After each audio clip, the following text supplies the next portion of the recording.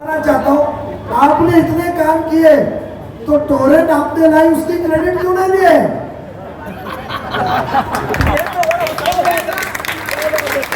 आवाज साहब के कोई कार्यकर्ता अपने बीच में आए ना, जो मित्तल के पैसे मिलने वाले तो वहां रुके, इलीगल बिल्डिंग बनानी है तो रुके हैं, उनको पूछो कि जब आप इतने सब चीज की क्रेडिट ले रहे हो कि मैं किया तो टोरेंट आपने लाए तो उसकी क्रेडिट क्यों नहीं ले रहे आप किताब में डाल के?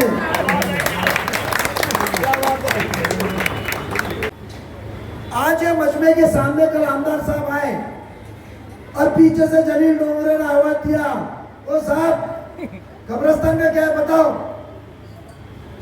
चाचा ने जवाब दिए, ओ साहब स्कूल में पानी नहीं है, खिड़कियां टूटे हुए हैं, उसका बताओ। कोई भाई ने खड़ा हो गया कि हमारी बिल्डिंग खस्ती हालत में थी, 2.5 साल आप घर बांधकाम मंत्री थे, गृह निर्माण हाउसिंग मिनिस्टर थे हमारे मुमरा कौसा के, टूटने आने वाली बिल्डिंग, गांव घर चूने इमारत, उसके लिए आपने क्या पॉलिसी लाई बताओ। प्लेग्राउंड का है वो बताओ, टोरेंट का जुल्म हम पे क्यों वो बताओ, लाइब्रेरी इतनी खस्ती हालत की क्यों बताओ। तो कोई जवाब है उनके पास? कोई जवाब। ये आवाम को चुप बिठाना है। मैं निकम्मा हूं, मैंने काम नहीं किया, मैंने झूठे वादे किया, वो मुझे छुपाना है। तो ये उम्मा ये कौम को एक ही चीज गुमराह कर सकती है, हिंदू मुसलमान। काटो दो कौम को बताओ, तुमको एक कौम का डर बताओ कि नजीब मुल्ला आया ना, इसका रिश्ता कौसा गांव के चिंचोलकर फैमिली टकले फैमिली से ज्यादा है। ये मार्केट में उनकी दादागिरी बढ़ेगी, इसके लिए उनको लाओ मत, डर बढ़ाओ।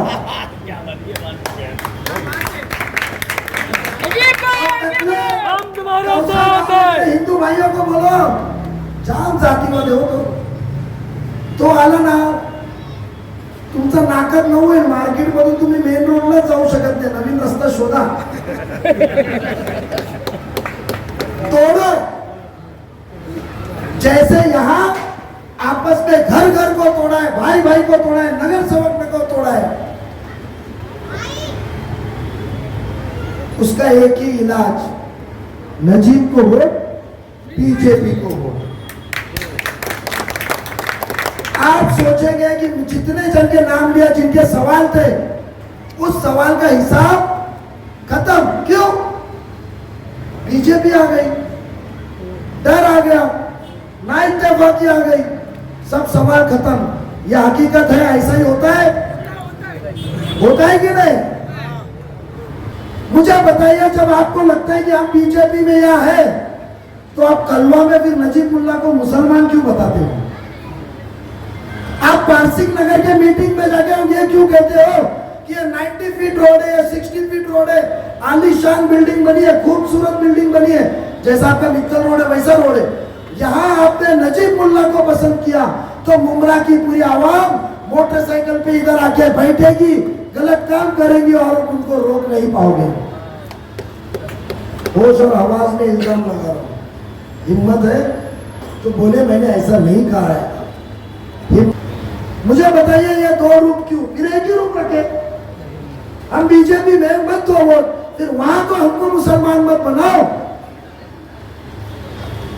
आवाम को मेरा इतना ही कहना है, आपके जहन में डालिए, आज आपका बच्चा, आज आपका भाई हिम्मत करके ये बदलाव लाने के लिए आपके सामने अपनी पूरी जिंदगी को रिस्क में लेकर खड़ा है। क्या आप अपने बच्चे को, क्या आप अपने बेटे को साथ देना के नहीं दोगे? कौन सा मेरे पे गबन का पैसे खाने का इल्जाम है 25 साल में, बताइए। क्या मेरे कोकन के शेयर होल्डर्स है, 15 साल सदारत की हो कोकन बैंक की, एक पैसा खाने का इल्जाम है? यूनियन लीडर ने मौजूद बोले, जिस दिन कुर्सी संभाला मैंने, ये मेरी कौम की अमानत है, मुझे ना उसका इखराजात चाहिए, ना पैसा चाहिए, ना गाड़ी चाहिए।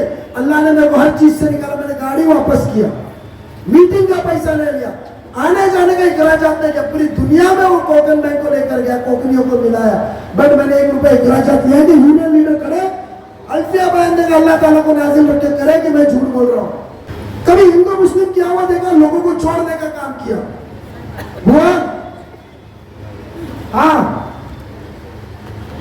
मैं जब गणपतियों में दर्शन देने को गया उस दौरान तो मूर्ति के नजदीक, भगवान के नजदीक आपकी श्रद्धा जिधर है वहां जाके मैंने नमस्कार किया। जिस वक्त मुझे आली बोले सिर्फ बताया तो उस चीज को रोका। बट बताओ कि मेरा मुस्लिम भाई परेशान है, नमाज के वक्त गणपति निकल रहा है, गुलाल उड़ रहा है, पटाखे बज रहे, और एक मेरी छोटी सी चाहत से मेरे हिंदू भाइयों ने मेरी मोहब्बत से जोड़ के पूरे गुलाल बंद कर दिए, पटाखे बजाना बंद किए। एक घंटा नमाज होने तक, एक घंटा नमाज होने तक, एक घंटा नमाज होने तक उन्होंने सब्र किया। तो मैंने अच्छा काम किया क्या बुरा काम किया? अच्छा काम किया। तो लोगों को मिलाने का अच्छा काम किया क्या बुरा काम किया? झूठ नहीं बोल रहा हूं। घर चलता है तो मेरे गरीब का चलता है। ये बड़ा हिंदू मुस्लिम ठोकने वाला, भाषण करने वाला जेब में 1 रुपया लेकर आता नहीं है। 2008 में गोली लगने लगी तो कौन से रास्ते से गया, उसके गवाह यहाँ भी मौजूद है।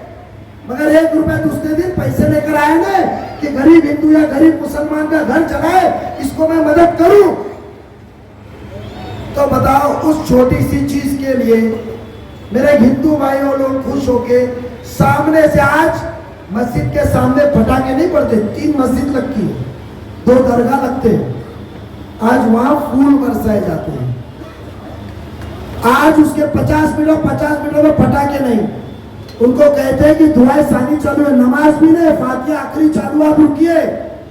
और वो मचवा रहता है हजारों का ढोल ताशों के, तो कहते हैं, और कोई ना सादा आदमी तय है, वो नजदीक आके रुकते हैं और कहते हैं मस्जिद से पूछ लो कि हम आगे आए या ना आए। और मेरे वीडियो देखते हैं, अरे मैंने किया तो मेरे कौम के लिए किया, नहीं मिलेगा वोट तो नहीं चलेगा। पर अल्लाह जब मेरे को पूछेगा कि तेरे को ताकत दिया तो तूने क्या किया, तो मैं बोलूंगा अल्लाह ताला मैंने इनको अमन दिया, इनको चैन दिया, इनको सुकून दिया। आज मिल के रह रहे तो कोई धंधा करने को कहा जा रहा है, फेरी वाला, चादर बेचने वाला, तो उसको कोई मेरा हिंदू भाई रोकता नहीं है। और जब मेरा हिंदू भाई बोलने में घूमता है तो मेरा मुस्लिम भाई रोकता नहीं है। तो मैंने उनको रोजी रोटी के लिए मदद किया, गलत किया। इस गंदा राजनीति चलेगा ना। वोट के लिए कभी क्रेडिट लेके जो मेरे कौम की खिदमत किया ना उसका क्रेडिट लूंगा। अब बीजेपी सरकार में साथ में है फिलहाल। मैं आपको यकीन दिलाता हूं, जहाँ शहरिया, जहाँ उम्मत के, जो आप सल्लल्लाहु की उम्मत कौम के लिए कभी तकलीफ आई और उस कौम के ऊपर भले हो महाराष्ट्र में कहा भी हो और ना इंसाफी होती और मेरी आवाज सुनी नहीं जाए, और इंशाल्लाह अल्लाह ने कामयाब किया और आपकी जहन में जो फितूर बिठाया है बीजेपी का वो साफ हुआ और आपने मुझे वोट देके जिताया, तो उस आमदार पद को उधर ही लात मार के फेंक दिया। ये मैं कह रहा हूं, मेरी उम्र है, मैं यहाँ नहीं तो राबुड़ी से तो खड़े रहूंगा, मगर ये वीडियो रिकॉर्डिंग तो गायब नहीं होंगी। ये वीडियो कर जब उस दिन है ना, आज तक नजीबुल्ला आंखों में आंखें देख के बात किया, सामने फेस करके बात किया, डरा नहीं है, क्योंकि हम डरते हैं तो सिर और उसकी छड़ी का है हमारी खबर के आजाद। मुझे बताइए, आपको बीजेपी के नाम पे आपको हमको वोट नहीं देना है या इसको नजीब को वोट देना है जो टोरेंट भगाएगा? किसको वोट देना है? आपको बीजेपी के नाम पे गुमराह होना है या आपको अपने पानी का मसला हल करना है? आपको बीजेपी के नाम पे गुमराह होना है या आपको प्लेग्राउंड चाहिए? आपको बीजेपी के नाम पे गुमराह होना है या आपको एक अच्छा हॉस्पिटल चाहिए? आज हम कब्रिस्तान के चोरी, जो मट्टी चोरी कर सकता है कब्रिस्तान की 4% 10% के लिए, आज वो आमदार नहीं है, दामदार है। हमारी कीमत लगाता है मिस्टर परसेंटेज करके। ये मेरे को आते हुए कहने कहा, साहब दामदार है, आमदार नहीं है, दाम लगाते हमारा।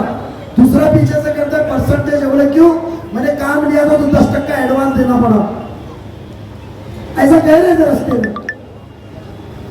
मुझे बताइए, कब्रिस्तान की सिर्फ हम तनकीद नहीं कर रहे।